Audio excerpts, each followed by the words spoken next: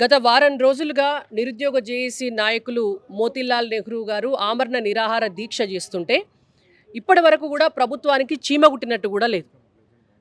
గతంలో ఎన్నికల సమయంలో కాంగ్రెస్ పార్టీ హామీ ఇచ్చినటువంటి జాబ్ క్యాలెండర్ కోసం గతంలో రేవంత్ రెడ్డి గారే నిరుద్యోగుల మీటింగ్కు వచ్చి ఇచ్చినటువంటి ప్రామిస్ గ్రూప్ 2 ఉద్యోగాలు పెంచుతామని, గ్రూప్ 3 ఉద్యోగాలు పెంచుతామని, ఆ రోజు 46 జీవోను కూడా రద్దు చేస్తామని చెప్పి ఒక కమిటీని కూడా వేసి ఆనాడు కూడా ప్రమాణం చేసి ఇవాళ వాటిని తప్పించుకునేటటువంటి ఉపాయం చేస్తున్నందుకు నిరసనగా ఖచ్చితంగా జాబ్ క్యాలెండర్ కావాలని, గ్రూప్ 2 గ్రూప్ 3 పోస్టులు పెంచాలని 1:100 రేషియోలో గ్రూప్స్ విద్యార్థులు ఎవరైతే ఉన్నారో వాళ్ళను మెయిన్స్కి సెలెక్ట్ చేయాలని చెప్పి 46 జీవో రద్దు చేయాలని చెప్పి కాంగ్రెస్ పార్టీ ఇచ్చినటువంటి హామీ ప్రకారం 2 లక్షల ఉద్యోగాలను డిసెంబర్లో భర్తీ చేస్తామని చెప్పినారు. వచ్చే డిసెంబర్ లోపు 6 నెలల కాలమైంది. ఇప్పటి వరకు ఆ ప్రొసీజర్ కూడా ఏం జరగకపోవడంతో ఇవాళ ఒక నిరుద్యోగి ఆమరణ నిరాహార దీక్ష చేస్తున్నాడు.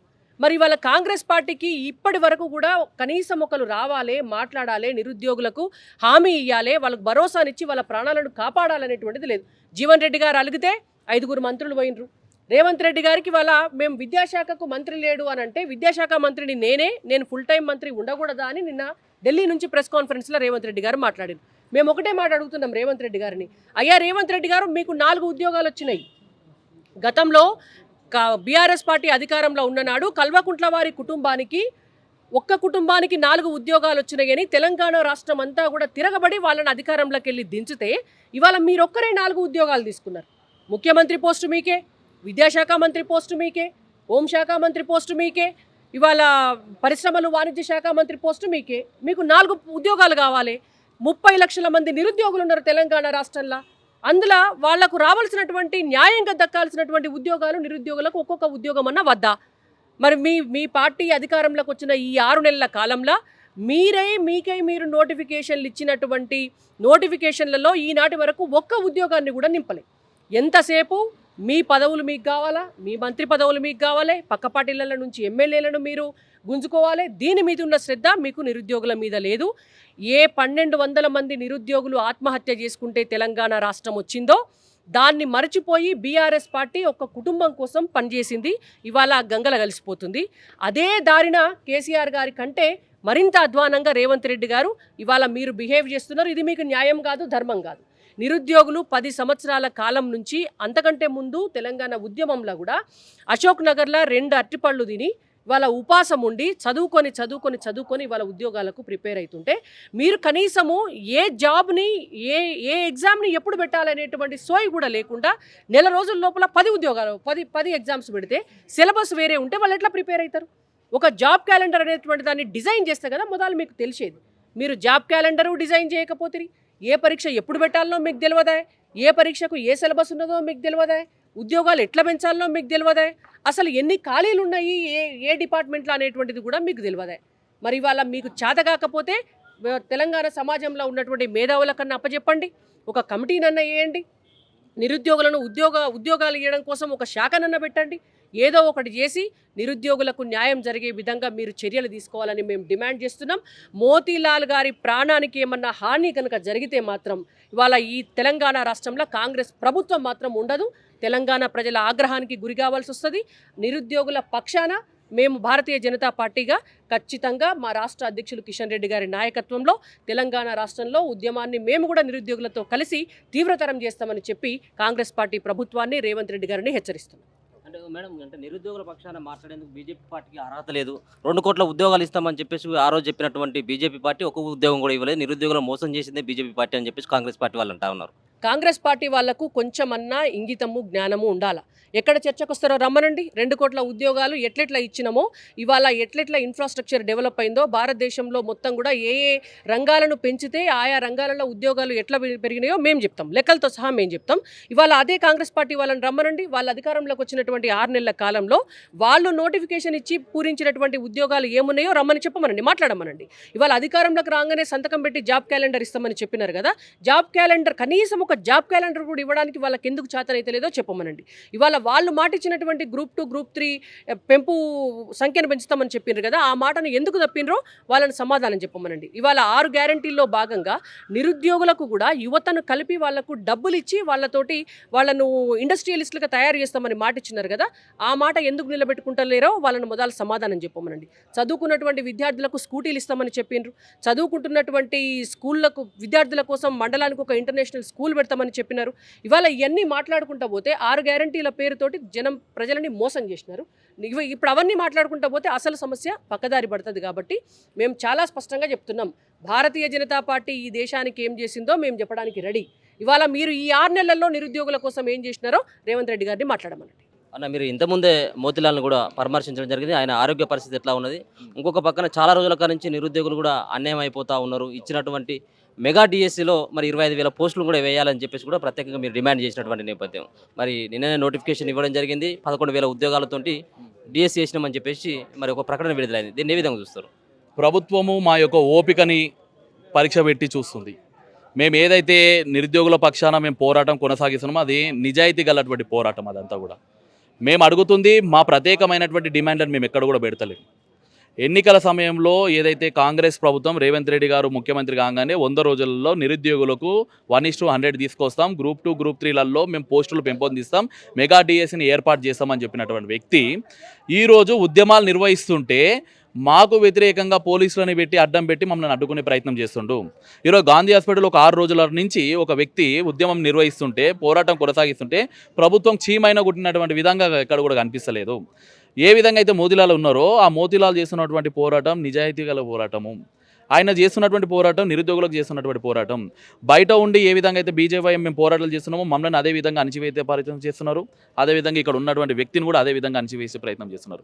మేము ఇంత స్థాయిలో ఉద్యమం చేస్తుంటే ఒక కమిటీని కూడా ఏర్పాటు చేయకుండా ప్రభుత్వం ఇప్పటికిప్పుడు నిన్న మేము నోటిఫికేషన్ రెగ్యులర్గా మేము కంటిన్యూ చేస్తున్నాం అని చెప్పడాన్ని అంటే ఎక్కడ సంకేతాలు ఇస్తున్నట్టు ప్రభుత్వం ఇది? అంటే ఏదైనా ఒక విషయంలో ఆలోచిస్తుందా? అంటే మీడియాలోనే మేము చూస్తూ ఉన్నాం కొన్ని దగ్గరల్లో ఎవరు కూడా నిరుద్యోగులు ఎక్కడ కూడా నిరాశతో లేరు, ప్రతిపక్షాలు మాత్రమే దాన్ని డైవర్ట్ చేస్తున్నాయని చెప్తున్నారు అని చెప్పేసి అంటున్నారు. అంటే నిరుద్యోగులంతా కూడా నిన్న మొన్న ఇంద్ర పార్కులు చేసినటువంటి వ్యక్తులందరూ కూడా ప్రతిపక్షమేనా? ఒక్కసారి నేను రేవంత్ రెడ్డి గారిని కాంగ్రెస్ ప్రభుత్వాన్ని అడుగుతున్నాను, ఒకసారి కనుక నిరుద్యోగులు కనుక నీకు ప్రతిపక్షం అనే భావన కనుక వాళ్ళలో వస్తే రాష్ట్రంలో ఎక్కడ కూడా నీకు తిరిగే పరిస్థితి ఉండదు. నీ పార్టీని ఎక్కడికక్కడ చిత్తు చేసేంత ఘనత నిరుద్యోగులలో ఉన్నది. కాబట్టి అలాంటి నిరుద్యోగుల ఉద్యమాన్ని నువ్వు అవమానపరిచే విధంగా మీరు మాట్లాడుతున్నారు. మీ కాంగ్రెస్ గవర్నమెంట్ మాట్లాడుతుంది. ఎట్టి పరిస్థితి సహించాం. భారతీయ జనతా యువమోర్చా ఆధ్వర్యంలో మా కిషన్ రెడ్డి అన్న గారి నాయకత్వంలో ఖచ్చితంగా నిరుద్యోగులకు ఏదైతే రావాలో వాటినన్నిట్లను కూడా తీసుకురావడానికి భారతీయ జనతా యువమోర్చా రాష్ట్ర అధ్యక్షునిగా నేను ఖచ్చితంగా పోరాడతాం. మా టీం అంతా కూడా అలర్ట్గా ఉంది. ఎక్కడ కూడా తెలంగాణ రాష్ట్రంలో ఉన్నటువంటి నిరుద్యోగులు ఎవ్వరు కూడా భయపడాల్సినటువంటి అవసరం లేదు. మీరు అడిగినటువంటి విషయాలన్నీ కూడా న్యాయబద్ధమైనటువంటి విషయాలే, న్యాయబద్ధంగా రావాల్సినటువంటి విషయాలే. వాటి కోసం పోరాటాన్ని కొనసాగిస్తాం. మా మీద కేసులు ఏం కొత్త కాదు. నిన్న రేవంత్ రెడ్డి గారు ఏదైతే చిక్కడపల్లిలో ఉన్నటువంటి లైబ్రరీ దగ్గర ఉన్నటువంటి కూర్చున్నటువంటి ప్లేస్లో హామీ ఇచ్చినటువంటి ప్లేస్కి వెళ్ళి మేము పోరాటం కొనసాగిస్తుంటే పోలీసులు తీసుకెళ్లి మమ్మల్ని రాత్రి వరకు పెట్టి మా మీద కేసులు బుక్ చేసినటువంటి అయినాం. అంటే మేమేమైనా తప్పుడుగా మేమేమైనా పోరాటం చేస్తున్నామా? తెలంగాణ వచ్చిందే ఉద్యమాల నుంచి. మాకు రావాల్సింది మేము పోరాటం చేసుకున్నది ఉద్యమం నుంచే పోరాటం చేస్తాం. మేము సాధించుకొని తీరుతాం. మా ఉద్యమాన్ని అణచివేసే ప్రయత్నం చేస్తే ఖచ్చితంగా నీ పీఠాలను కదిలించే వరకు కూడా మేము వెనకడగమని చేస్తున్నాం. ఇవాళ మోతీలాల్ నాయక్ ఒక నిరుద్యోగ యువకుడు నిరాహార దీక్ష గత 6 రోజుల నుంచి చేస్తూ ఉంటే రాష్ట్ర ప్రభుత్వం కానీ రాష్ట్ర ప్రభుత్వ అధికారులు కానీ కనీసం స్పందించకపోవడం ఏదైతుందో రాష్ట్ర ప్రభుత్వం యొక్క దుర్మార్గపు వైఖరిని తెలియజేస్తూ ఉంది. కాంగ్రెస్ పార్టీ నిరుద్యోగులకు ఇచ్చినటువంటి హామీలన్నీ ఒట్టి నీటి మీది రాతల్లాగానే మిగిలిపోతాయని చెప్పేసి భారతీయ జనతా పార్టీ భావిస్తూ ఉంది. వాళ్ళు చేసినటువంటి డిమాండ్స్ కూడా నిరుద్యోగ యువకులు కానిపోని డిమాండ్స్ చేయలేదు. మీరు మేనిఫెస్టోలో పెట్టినటువంటి డిమాండ్స్ మాత్రమే అమలుపరచాలని చెప్పేసి డిమాండ్ చేస్తూ ఉన్నారు. భారతీయ జనతా యువమోర్చా కూడా అనేక రోజులుగా దీనిపైన ఉద్యమాలు చేస్తే కేసులు పెట్టేసి పోలీస్ స్టేషన్లో తిప్పి లాఠీచార్జ్ చేసేసి ఏపీపీఎస్సి అంటే టీఎస్పీఎస్సి ఏదైతుందో అది ఒక మామూలు నిరుద్యోగి కానీ విద్యార్థి కానీ పోవడానికి ఆస్కారం లేకుండా ఒక జైలు గోడలు ఎట్లయితే నిర్మాణం చేసిరో అట్లా చుట్టూ కూడా నిర్మాణం చేసి ప్రజాపాలన అని చెప్పేసి కాంగ్రెస్ పార్టీ చెప్పుకుంటూ నిర్బంధ పాలన కొనసాగిస్తున్నటువంటి విషయం ఈ సందర్భంగా గుర్తు చేస్తూ ఉన్నాం. భారతీయ జనతా పార్టీ, భారతీయ జనతా యువమోర్చా డిమాండ్ చేస్తూ ఉంది. రాష్ట్ర ప్రభుత్వ అధికారులు కానీ, రేవంత్ రెడ్డి ప్రభుత్వం, కాంగ్రెస్ పార్టీ ప్రభుత్వం మేము ప్రజాపాలన ప్రజల వద్దకు పోతామంటున్నారు. ఒక నిరుద్యోగ యువకుడు ఇవాళ 6 రోజుల నుంచి నిరాదీక్ష చేసి ఆరోగ్యం క్షీణిస్తూ ఉంటే ఎవరు కూడా స్పందించకపోవడం ఏదైతుందో ఇది చాలా అన్యాయం. వెంటనే స్పందించి వారి డిమాండ్లను నెరవేర్చాలని చెప్పేసి భారతీయ జనతా పార్టీగా డిమాండ్ చేస్తూ ఉన్నాం. వారు చెప్పినటువంటి విషయంలో జాబ్ క్యాలెండర్ ఎందుకు 6 నెలలు అవుతున్నా కానీ మీరు జాబ్ క్యాలెండర్ ప్రకటించలే. మీరు మేనిఫెస్టోలో పెట్టినటువంటి రెండో అంశం గ్రూప్ 1లో 1:100 పిలుస్తామని చెప్పారు. 100 ఎందుకు పిలుస్తలేరు? ప్రభుత్వం రాగానే 100 అనేది మారిపోతుందా? మీకు మాటలు మాట్లాడినటువంటి విషయాలు నిరుద్యోగులకు సంబంధించినటువంటి ఒక సభనే పెట్టారు కదా మీరు. ఆ సభలో చేసినటువంటి నిర్ణయాలు ఎక్కడికి పోయినాయి? దీంతో పాటుగా మీరు మెగా డిఎస్సి ఏర్పాటు చేస్తామన్నారు. నీ మెగా డిఎస్సి ఎటుపోయింది? అసలు కాకులు ఎత్తుకపోయినాయా, లేకపోతే రేవంత్ రెడ్డి ఢిల్లీలో తాకట్టు పెట్టి వచ్చిండా? విషయం చెప్పాల్సినటువంటి అవసరం ఉంది. గ్రూప్ 2 పోస్టులు పెంచుతానన్నారు. అన్ని రకాల పోస్టులు పెంచుతామని చెప్పేసి ఇవాళ మీరే చెప్పారు. 1200 ఉంటే 3000 చేస్తామన్నారు, 1300 ఉంటే 2500 చేస్తున్నారు. రకరకాల విన్యాసాలు చేసేసి ఇష్టానుసారంగా మీరు వాగ్దానాలు ఇచ్చి అధికారం రాగానే ఇవన్నిటినీ మీ ఏడబెట్టుకొని కూర్చున్నారో మీ సీటు కింద అర్థమైతే లేనటువంటి పరిస్థితి కనపడతా ఉంది. కాబట్టి మేము డిమాండ్ చేస్తూ ఉన్నాం. భారతీయ జనతా పార్టీగా, భారతీయ జనతా యువమోర్చాగా మీరు వెంటనే మెగా డిఎస్సి ప్రకటించాలి. అతి ముఖ్యమైనటువంటి విషయం, నిరుద్యోగులు ఒక పూట మీ 5 రూపాయలు పెట్టే భోజనానికి తీసుకొని 1/2 తింటా ఉంటే మీరు వాళ్ళ గురించి ఆలోచన చేయకుండా మీ కుర్చీల కాపాడుకోవడం కోసం, పార్టీలు మార్చడం కోసం ఇవన్నీ కూడా ఇష్టానుసారంగా కాలయాపన చేస్తూ ఉన్నారు. ఖబర్దార్ అని చెప్తూ మీరు వెంటనే నిరుద్యోగ సమస్యలకు సంబంధించినటువంటి విషయాలన్నింటినీ కూడా పట్టించుకోవాలి. వెంటనే నిరుద్యోగ యువకులతోటి, వివిధ యువజన సంఘాలతోటి మాట్లాడేసి కార్యాచరణ ప్రకటించాలని చెప్పేసి డిమాండ్ చేస్తూ ఉన్నాం. దీంతో పాటుగా ఒక్కొక్క ఉద్యోగానికి, ఒక్కొక్క నోటిఫికేషన్కు, ఇంకొక నోటిఫికేషన్కు కనీసం మర్యాద నన్ను ఉండాలా, ఒక వారము 10 రోజులన్నా ఉండాలా. కానీ మొత్తం కూడా నీ ఇష్టానుసారంగా నువ్వు టీఎస్పీఎస్సీని వాడుకోవడం కోసం ఇవాళ వెంటనే ఇవాళ నోటిఫికేషన్స్ వేసేసి ఒక పరీక్షను ఇంకో పరీక్షకు ప్రిపేర్ కాకుండా ఇష్టానుసారంగా చేస్తూ ఉన్నాం. ఇదంతా నిరుద్యోగులని మోసం చేసేటువంటి ప్రక్రియ అవుతుంది.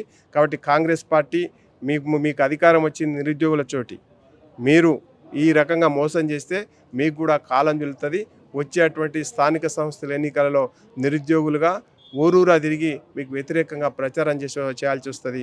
ఖబర్దారని హెచ్చరిస్తూ వెంటనే రాష్ట్ర ప్రభుత్వం, కాంగ్రెస్ పార్టీ స్పందించి మోతీలాల్ నాయక్ని నిరాహార దీక్ష నుంచి విరమింపజేయాలని చెప్పేసి భారతీయ జనతా పార్టీగా డిమాండ్ చేస్తాను. లేని పక్షాల్లో అన్ని జిల్లా కేంద్రాల్లో, అన్ని కోచింగ్ సెంటర్లలో, అన్ని మీ అధికారుల యొక్క కార్యాలయాలలో భారతీయ జనతా యువమోర్చా, భారతీయ జనతా పార్టీ ఉద్యమానికి శ్రీకారం చుడుతుంది. దాని తర్వాత ఏమైనా ఇబ్బందులు వస్తే దానికి బాధ్యత మీరే వహించాల్సి వస్తుందని చెప్పేసి రాష్ట్ర ప్రభుత్వాన్ని హెచ్చరిస్తా ఉన్నాం.